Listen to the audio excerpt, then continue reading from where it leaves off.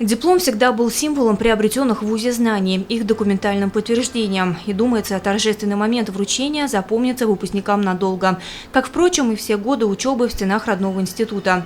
Галия Сергалина целенаправленно шла к своей мечте. Теперь, когда она сбылась, девушка с гордостью может сказать, что она дважды квалифицированный специалист ведущего вуза региона. Получаю второе образование, так как сейчас инновационный век все-таки технологий. И такое время, что сейчас одно высшее образование, это не котируется. Чем выше специализация твоя, то есть квалификация как человека, состоящегося в обществе, поэтому пошла на второе образование юридическое.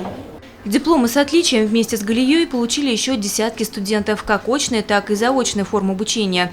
И выпускники, и родители отметили, что в Сибальском институте созданы все необходимые условия как для учебы, так и для раскрытия талантов. Желающие наряду с получением образования активно проявляют себя в качестве спортсменов, артистов или же общественных деятелей. Таким студентам в этот день вместе с дипломами вручили почетные грамоты и благодарственные письма.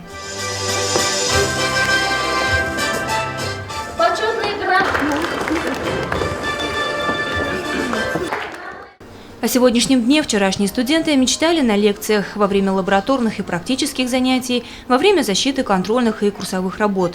Они целенаправленно готовились быть лучшими в профессии.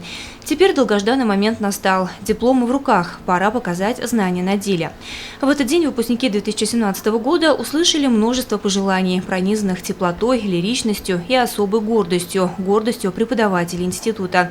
В частности, они отметили, что все выпускники на государственных экзаменах и при защите выпускных квалификационных работ продемонстрировали достойный уровень подготовки.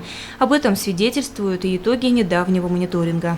Хочется, чтобы вы все-таки не забывали также и тех преподавателей, которые с вами работали, не забывали родной вуз, не забывали родной город. Я думаю, что он стал для вас тоже так же и родным, наверное.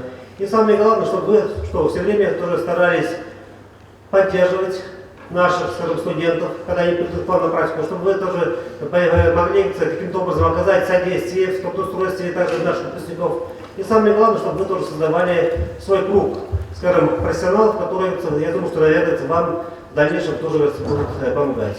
Лиана Кириллова, Гуль Хамитова, Радмир Исенгулов, Любовь Карпова, телекомпания СТВ.